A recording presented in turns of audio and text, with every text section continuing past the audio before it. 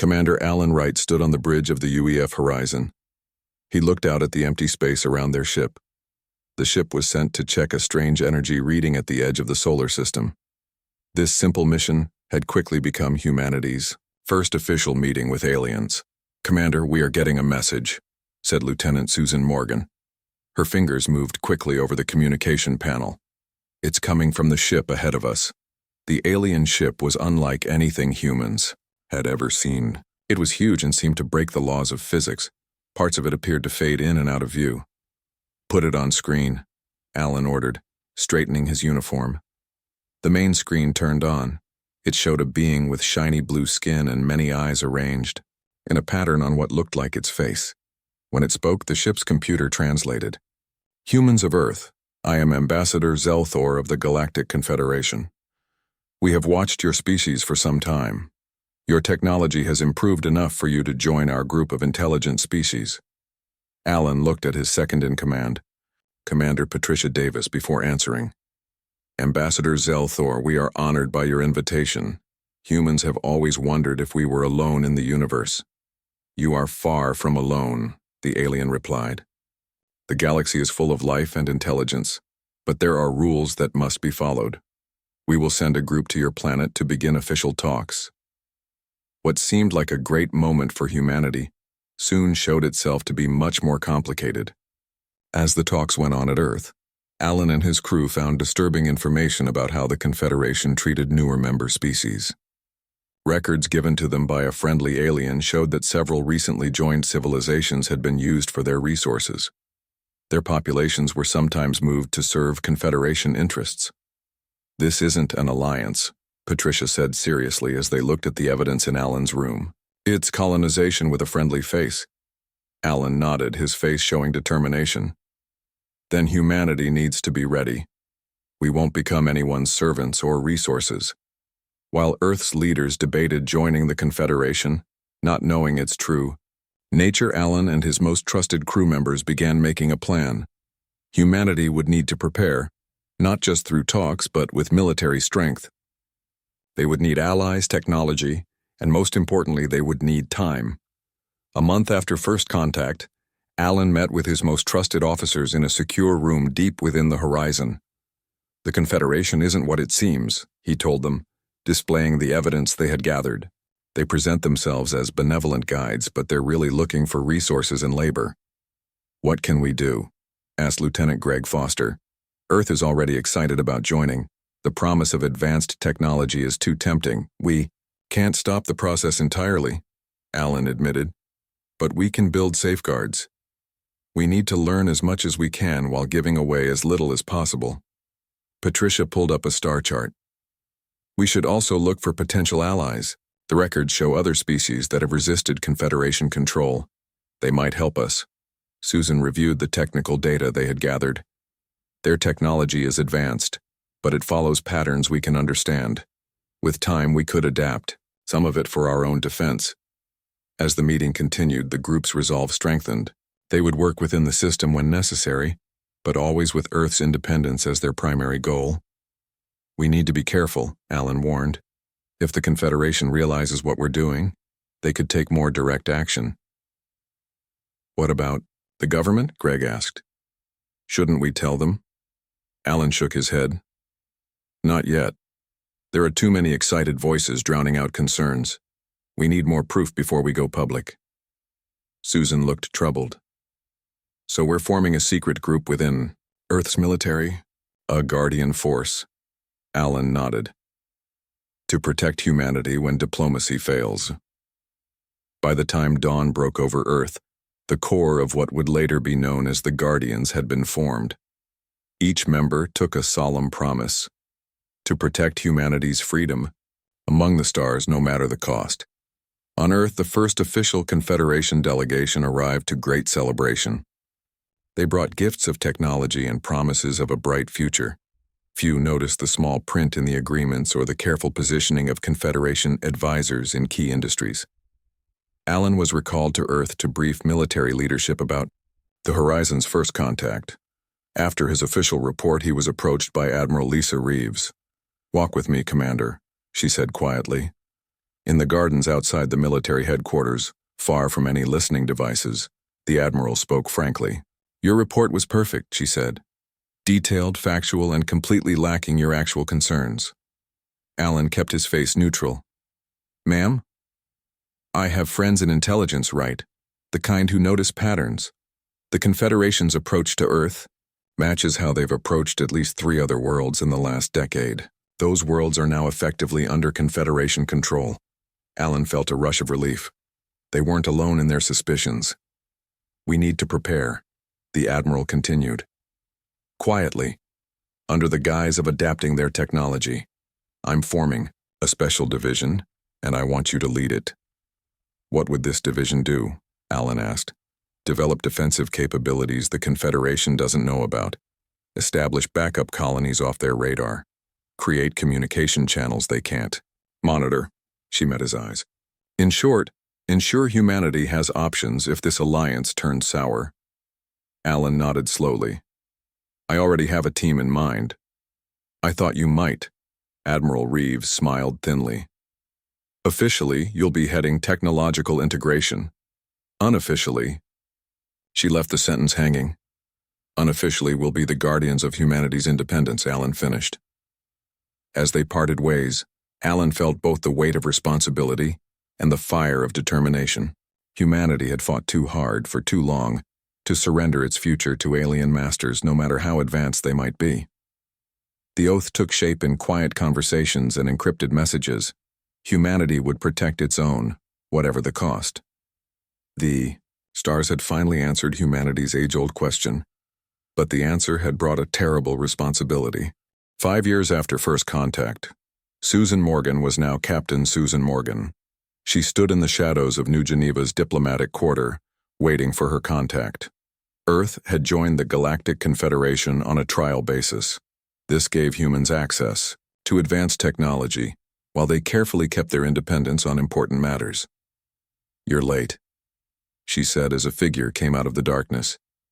Jack Harlow, once a communications expert on the horizon, and now Earth's secret intelligence gatherer in the Confederation embassy, gave a tired smile. "The Drazari ambassador trapped me at the reception. Hard to leave without making people suspicious." "What did you learn?" Susan asked, keeping her voice low despite the signal blockers they had turned on. Jack handed her a data crystal. "The Confederation plans to build administrative outposts on Mars and Europa.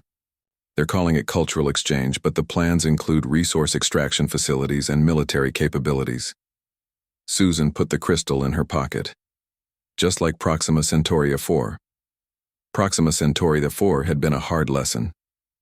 The planet, colonized by humans before first contact, had slowly lost its freedom to Confederation advisors. Now it worked mainly for Confederation mining interests. "Alan needs to see this," Susan said. "The Council still thinks we can talk our way to a true partnership." Alan Wright was no longer a commander in the usual sense. Officially retired from military service, he now led the Guardians, a secret organization created to protect humanity's interests when diplomatic talks failed. With members ranging from military personnel to scientists and engineers, they worked in secret, developing technologies and strategies that remained hidden from their supposed allies. Later that night, in an underground facility beneath the Rocky Mountains, Alan reviewed the intelligence with his leadership team. "They're moving faster than we expected," he noted. "We need to speed up our plans as well." Dr. Nancy Ellis, their lead scientist, pointed to the holographic display in the center of the room.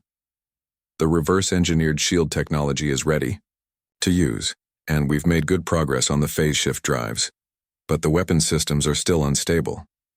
"How long until they work?" Alan asked. 6 months at least," Nancy replied. "The power needs are huge." Alan nodded thoughtfully. "Then we need to stall for 6 months. Susan, your team will need to create some diplomatic problems. Nothing hostile, just enough paperwork tangles to delay these outposts from being built." "What about Operation Sanctuary?" asked Robert Evans, the former Marine who now coordinated their security operations. "Moving forward as planned," Alan confirmed. "The deep space habitats are nearly complete. and the first wave of colonists will leave. Next month, disguised as scientific expeditions. Operation Sanctuary was humanity's insurance policy. Hidden colonies established beyond Confederation monitoring, places where human culture and independence could survive if the worst happened. As the meeting ended, Alan stayed behind, studying the star map that showed known Confederation territories and influence. Humanity was so small in comparison, yet they had something the Confederation hadn't expected, a fierce determination born from thousands of years of conflict and survival on a challenging world. "We didn't come this far to become someone else's subjects," he said quietly to the empty room. "We'll protect our own." The next morning, in the public world, Alan attended a technology exchange conference as a consultant. The Confederation representatives spoke glowingly about the benefits Earth had gained from joining their alliance. "Earth's technological advancement has accelerated by at least a century," said Zelthor, now the senior Confederation representative to Earth. "Your medical capabilities alone have improved beyond measure." This was true, Alan had to admit. Diseases that once killed millions were now easily cured. Energy production was cleaner and more efficient.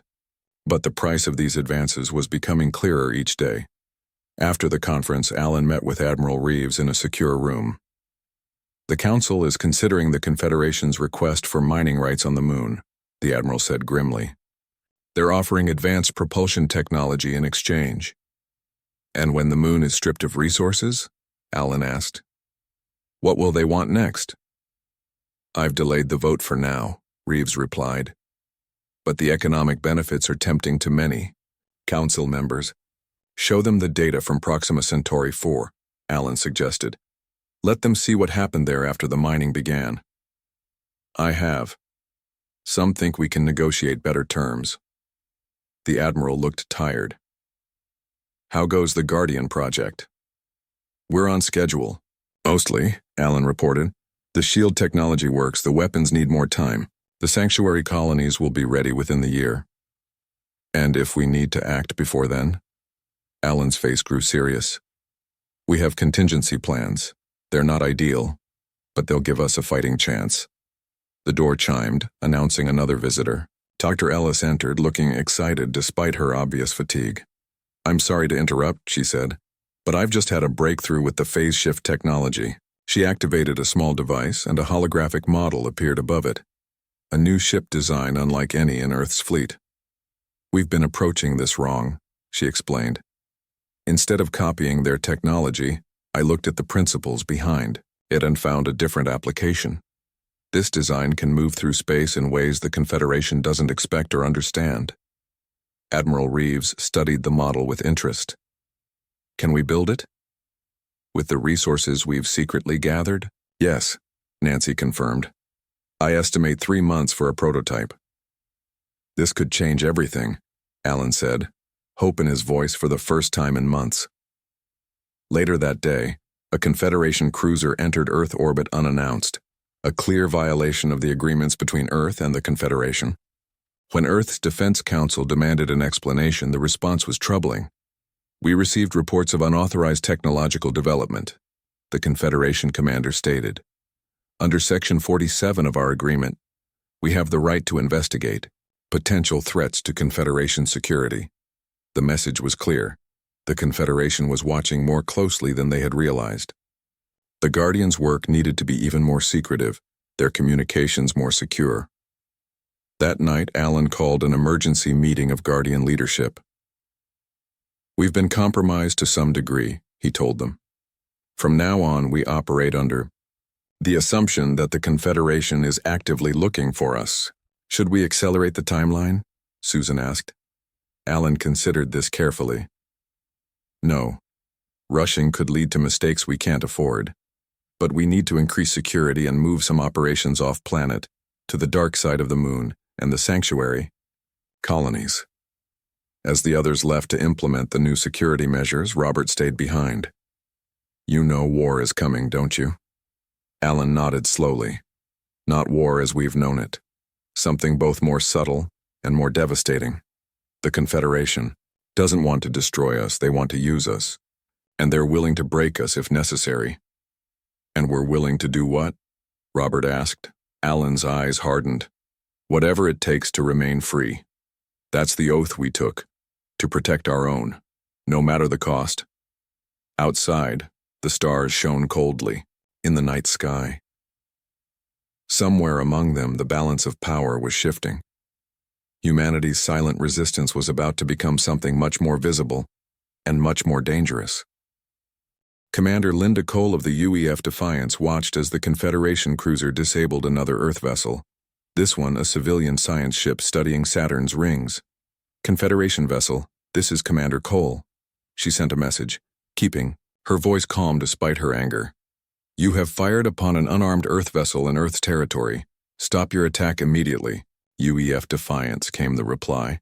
The vessel was breaking Confederation security rules. Stand down or you will be seen as hostile. The past 3 years had seen relationships between Earth and the Galactic Confederation get worse and worse. What had started as small disagreements over resource rights and colony control had grown into increasingly aggressive Confederation actions. Linda opened a secure channel to Earth Command. Admiral, they've disabled the Galileo, requesting permission to step in. Admiral William Carter's voice was serious when he answered. Permission granted, Commander. The Council has started Protocol 7. Protocol 7. The code phrase sent a chill down Linda's spine. It meant that the years of preparation, the silent resistance, were changing into open defense of human interests. The Guardians were being activated. Tactical. Target their weapon systems only, Linda ordered. Let's show them we're not as helpless as they think. The Defiance moved into position, its newly upgraded shields glowing faintly as they powered up.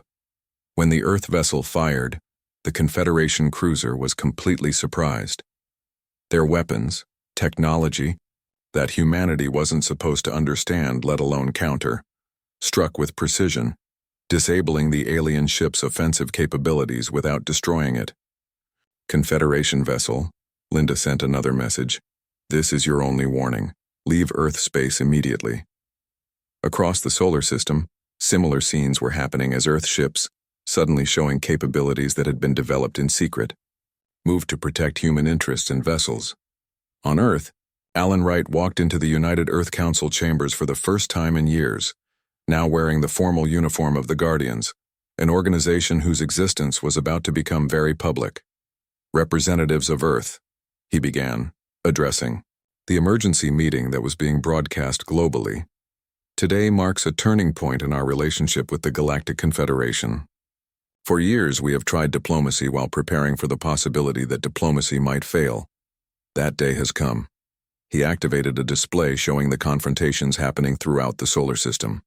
The Confederation has repeatedly violated our rights, exploited our resources, and today has fired upon our vessels. We have responded with appropriate force to protect our people. Ambassador Zelthor stood up, his multiple eyes narrowing. This is outrageous. The Confederation has brought you advancement and protection. Your species would still be stuck on a single planet without our generosity. Alan's voice remained calm. Your generosity came with a price tag we never agreed to pay, our freedom. Humanity did not survive and thrive on Earth only to become servants among the stars.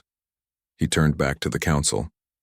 I present evidence collected over 7 years, documenting the Confederation's true intentions toward Earth and its colonies. As the evidence was displayed, secret communications, hidden facility plans, and the fate of other species who had joined the Confederation, gasps and murmurs filled the room. The Guardians propose an immediate declaration of independence from the Galactic Confederation and the implementation of the Sol Defense Protocol, Alan concluded. As the Council debated, alarms began to sound. A Confederation battle fleet had just appeared at the edge of the solar system. The breaking point had arrived. In the command center beneath the Rocky Mountains, Susan Morgan coordinated the Earth's response. Sanctuary colonies enact blackout protocols, she ordered. All Guardian vessels assume defensive positions. Dr. Nancy Ellis worked frantically at her console. The quantum disruptors are online, but they've never been tested in actual combat. Let's hope they work as well in practice as they do in theory, Susan replied. Throughout the solar system, hidden facilities activated, revealing defensive systems that had been built in secret over the years. Earthships moved to intercept the approaching Confederation fleet. Admiral Carter addressed all Earth forces. This is not a drill. The Confederation has shown their true intentions. We have prepared for this day, and we will not surrender our freedom. Remember your oaths. On the UF Sentinel, humanity's first true battleship that had been hidden in construction facilities on the far side of the moon, Admiral Olivia Bennett took command of Earth's fleet. All vessels, form up, she ordered. Remember, our goal is defense, not destruction. We want to show them we can't be conquered, not start a war we can't win. The Confederation fleet approached, broadcasting their demands. Earth's immediate surrender, the dismantling of unauthorized military technology, and the public execution of the rebel leaders who had organized the resistance. Admiral Bennett's response was brief. Humanity does not surrender its freedom. This is your only warning to leave our system. The Confederation commander laughed. You have courage, humans, but you are outmatched. Your primitive copies of our technology cannot hope to. His words cut off as the first phase of Earth's defense activated. Throughout the solar system, hidden emplacements revealed themselves, generating an energy field that destabilized the Confederation's faster-than-light capabilities. They're trapped in normal space, reported Lieutenant Greg Peterson at the tactical station. Phase 1 successful. Begin Phase 2, Olivia ordered. Earth's fleet moved with precision that spoke of years of secret drills and preparations. Smaller, faster vessels darted between the massive Confederation ships, deploying countermeasures that confused their targeting systems. Larger Earth vessels revealed weapon systems that shouldn't have existed, technologies that humanity had developed on their own, following different principles than those used by the Confederation. On a secure channel, Dr. Nancy Ellis communicated from her laboratory on Mars. Admiral, the quantum disruptors are ready, but I must warn you, we've never tested them on this scale. Understood, Doctor, Olivia replied. We'll use them only if necessary. The battle raged for hours, with humanity's smaller fleet using clever tactics and surprise technologies to hold off the much larger force. But the Confederation's advantages in size and experience began to show. Several Earthships had been destroyed, and the defensive line was weakening. Admiral, Greg reported grimly, the Confederation flagship is preparing to launch what appear to be planetary bombardment weapons. Olivia's expression hardened. Dr. Ellis, activate the quantum disruptors. Throughout the solar system, hidden facilities powered up, creating a field of quantum distortion that interacted catastrophically with the Confederation's energy weapons. When their flagship fired, the energy backfed through their own systems, cascading from ship to ship through their linked command network. In moments, the mighty Confederation fleet was crippled, their advanced technology rendered useless by principles they had never explored. Confederation vessels, Olivia transmitted, you have witnessed only a fraction of humanity's resolve. We do not wish to destroy you, but we will if forced. Withdraw from our system now and inform your leaders that Earth is no longer a member of the Galactic Confederation. We claim our independence and the right to defend it. As the damaged Confederation fleet retreated, celebrations erupted across Earth and its colonies. But in secure facilities, the Guardians knew that this was only the beginning. They'll be back, Alan Wright said, watching the battle recordings with Admiral Bennett. And in greater numbers. Yes, Olivia agreed, but they'll come with respect. Next time, and maybe fear. They've learned that humanity's oath isn't empty words. Alan nodded slowly. The galaxy is about to discover why, throughout our history, the most dangerous words have always been, they threatened those under our protection. The Confederation fleet that had advanced toward Earth wasn't just a military force. It was meant to be an overwhelming show of power, designed to force humanity back into compliance. What they didn't expect was the reception waiting for them. Admiral, Olivia Bennett stood on the bridge of the UEF Sentinel, Earth's first true battleship, hidden in construction facilities on the far side of the moon until this very day. All Guardian vessels form a defensive shield, she commanded through the fleet-wide channel. Remember your oaths. Throughout the fleet, captains and crews recited the words that had become their creed. We stand as guardians of humanity's light. We protect our own. We will not conquer, but neither will we be conquered. By our blood and honor we swear that humanity shall remain free among the stars. The oath that had begun as a whispered promise among a few officers had spread through, Earth's defenders becoming the backbone of their resistance. As the Confederation fleet approached, they sent their demands: Earth's immediate surrender, the dismantling of unauthorized military technology, and the public execution of the dissident leaders who had organized the resistance. Admiral Bennett's response was brief. Humanity does not surrender its freedom. This is your only warning to leave our system. The Confederation commander's laughter could be heard through the communication channel. You have courage, humans, but you are outmatched. Your primitive adaptations of our technology cannot hope to... His words cut off as the first phase of Earth's defense activated. Throughout the solar system, hidden emplacements revealed themselves, generating an energy field that destabilized the Confederation's faster-than-light capabilities. They're trapped in normal space, reported Lieutenant Greg Peterson at the tactical station. Phase 1 successful. Begin Phase 2, Olivia ordered. Earth's fleet moved with precision that spoke of years of secret drills and preparations. Smaller, faster vessels darted between the massive Confederation ships, deploying countermeasures that confused their targeting systems. Larger Earth vessels revealed weapon systems that shouldn't have existed, technologies that humanity had developed on their own, following different principles than those used by the Confederation. On a secure channel, Dr. Nancy Ellis communicated from her laboratory on Mars. Admiral, the quantum disruptors are ready, but I must warn you, we've never tested them on this scale. Understood, Doctor, Olivia replied. We'll deploy them only if necessary. The battle raged for hours, with humanity's smaller fleet using clever tactics and surprise technologies to hold off the much larger force. But the Confederation's advantages in size and experience began to show. Several Earth ships had been destroyed, and the defensive line was weakening. Admiral, Greg reported grimly, the Confederation flagship is preparing to launch what appear to be planetary bombardment weapons. Olivia's expression hardened. Dr. Ellis, activate the quantum disruptors. Throughout the solar system, hidden facilities powered up, creating a field of quantum distortion that interacted catastrophically with the Confederation's energy weapons. When their flagship fired, the energy backfed through their own systems, cascading from ship to ship through their linked command network.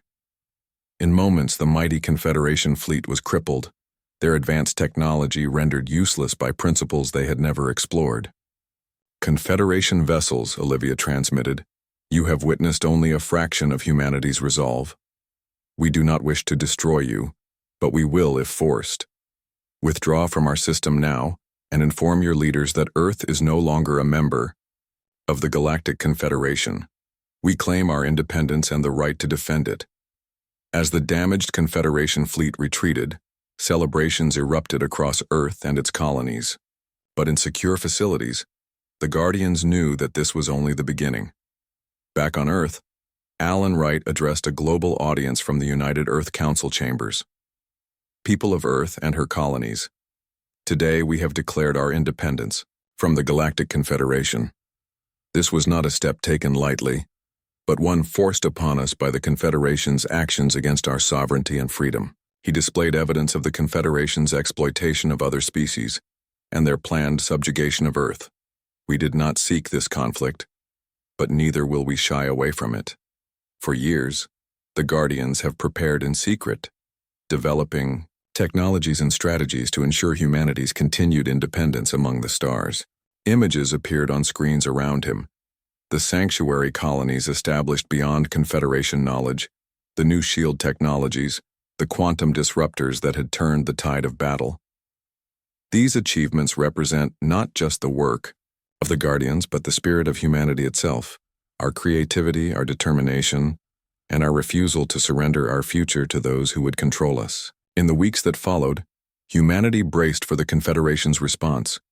The Soul Defense Protocol was fully activated, with all Earth vessels and colonies placed on high alert. The sanctuary colonies, now revealed to the public, became rallying points for human resistance. In a secure bunker beneath the Himalayan mountains, the Guardian Leadership Council met to plan their next steps. The Confederation won't take this defeat lightly, Admiral Bennett warned. Their entire strategy relies on new species believing resistance is futile. We've challenged that narrative, which makes us dangerous beyond our actual military capabilities, Allen agreed. They'll respond with overwhelming force, enough to make an example of us. Dr. Ellis activated a holographic display showing the latest intelligence.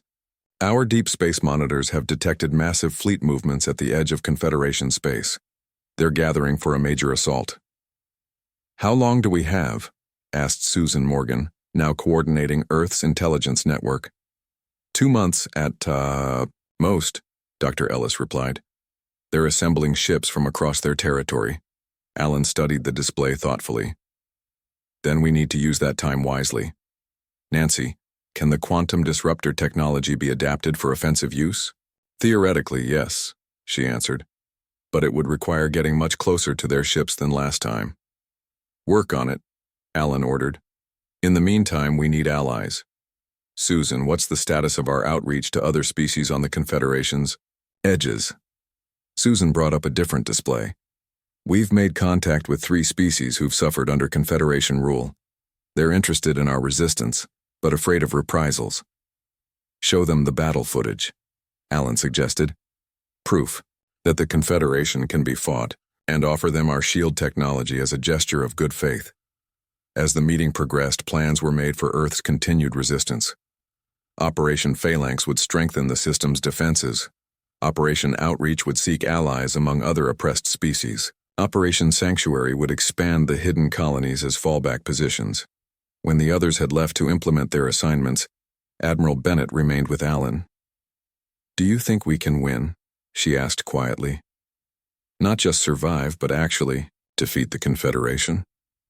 Allen considered the question carefully. Not directly, no. They have too many resources, too many ships. But we don't need to defeat them militarily, we just need to make subjugating us too costly. And in doing so, inspire others to resist as well. A galaxy-wide rebellion? Olivia raised an eyebrow. Not immediately. Allen smiled grimly. But seeds, planted now, may grow into something the Confederation cannot contain. Our oath to protect humanity might ultimately protect others as well. As Allen looked out at the stars that night, he pondered the path ahead. Humanity had always been fighters, survivors against the odds. Now those traits would be tested as never before, but for the first time he felt genuine hope. The Confederation had expected easy conquest and found instead a species willing to risk everything for freedom. The terrifying oath that had begun among a small group of officers had become humanity's rallying cry among the stars. We protect our own. 10 years after the Battle of Sol, as it had come to be known, humanity had established itself as a force to be respected in the galaxy, not through conquest or aggression, but through an unwavering commitment to independence and a reputation for absolute ferocity when threatened. Captain Frank Howard walked through the main hall of Unity Station, the massive space facility orbiting at Earth's L5 point, that now served as a neutral meeting ground between humanity and other species. Some were former members of the Confederation, inspired by Earth's successful bid for independence. Others were civilizations that had always maintained their autonomy. Captain Howard, called a voice, and Frank turned to see Nebreth, a representative of the Kaldar Republic, approaching. The Kaldar had been one of the first to establish diplomatic relations with independent Earth. Ambassador, Frank greeted him with the traditional Kaldar gesture of respect. How are the negotiations going? Very well, Nebreth replied. The alliance of independent systems grows stronger each cycle. 3 more worlds have asked to join. The alliance had been Earth's answer to the Confederation, a coalition of truly equal partners bound by mutual defense and fair trade rather than exploitation. It had started small, just Earth and a handful of allies, but was steadily growing in influence. And the Confederation? Frank asked more quietly. Nebreth's facial tentacles rippled in what humans had learned was amusement. They continue to insist that the Alliance will collapse without their guidance. Yet they have not dared military action since the Proxima incident. The Proxima incident had been humanity's second great stand. When Confederation forces had attempted to reclaim the human colony at Proxima Centauri, they had discovered that humanity's defensive technologies had only improved. The resulting defeat had severely damaged the Confederation's reputation as the dominant power in this sector of the galaxy. Frank's communication device chimed and he excused himself from the conversation. The message was simple. Guardian Council meeting. Your presence requested. An hour later, he sat in a chamber deep within Unity Station, alongside 30 other individuals representing Earth's military, scientific, and diplomatic leadership. At the head of the table sat Alan Wright, now showing his age but still possessing the same intensity that had inspired the formation of the Guardians decades ago. Thank you all for coming, Alan began. We've received an unusual communication that requires discussion. The holographic display activated, showing a species none of them had seen before, vaguely insect-like, with shiny exoskeletons. This is a transmission from the Jara Collective, Alan explained. They control territory on the far side of Confederation space, and have historically remained isolated. They're reaching out because they've detected signs of a threat moving toward our sector of the galaxy, something they call the Devourers, a non-sentient but highly organized predatory species that has consumed several civilizations on the galaxy's edge. Dr. Ellis, her hair now gray but her mind as sharp as ever, leaned forward. And the Confederation's response? They're downplaying the threat, Alan replied. According to our intelligence, they believe their technology is sufficient to repel these Devourers if they ever reach Confederation space, which probably means they're unprepared, Frank observed. Alan nodded grimly. The Jara are requesting an alliance, not just with Earth, but with all civilizations in this sector. They believe only a unified response will be sufficient, including the Confederation? Asked Olivia Bennett, now the highest-ranking admiral in Earth's fleet. Especially the Confederation, Alan confirmed. Despite our differences, they represent the largest concentration of inhabited worlds in our sector. The room fell silent as the implications sank in. The oath that bound the Guardians had always been about protecting humanity, but its underlying principle, the responsibility of the strong to protect rather than exploit, extended beyond species boundaries. I believe we should arrange a summit, Alan finally said. Representatives from the Alliance, the Confederation, and independent worlds. The Jara will present their evidence, and we will propose a united defense. The Confederation may not listen, Olivia warned. They still see us as upstarts and rebels. Alan's expression hardened with determination. Then we'll make them listen. Because if these Devourers are real, then everything we've fought for, not just humanity's freedom but the right of all sentient beings to exist on their own terms, is at risk. So the oath extends to all sentient life now? Frank asked, though. His tone suggested he already knew the answer. The oath has always been about protection, Alan replied. We began by protecting our own because that was the threat we faced.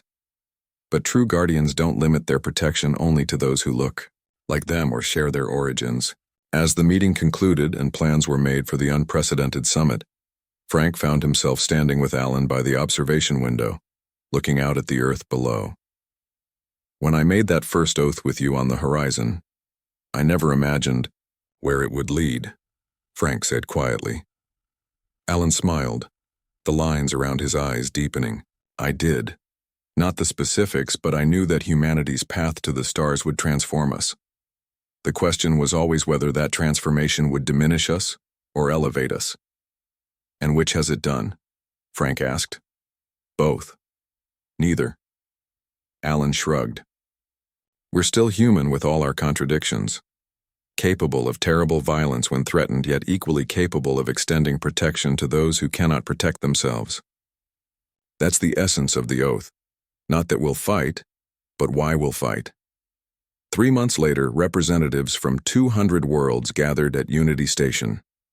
Never before had such a diverse assembly of species come together for a common purpose, The Confederation had reluctantly sent a delegation, though they made their skepticism clear. When the Jara representative presented their evidence, recordings of entire worlds stripped of life, testimony from refugees of consumed civilizations, even, the Confederation delegates fell silent. Alan Wright, now formally recognized as the Guardian Prime, addressed the assembly. The threat we face is unlike any we have known. It cannot be reasoned with, bribed, or intimidated. It knows only consumption and expansion. If we are to survive, we must set aside our differences and stand together. He looked directly at the Confederation delegation. Earth and the Alliance offer our technologies and resources in this fight.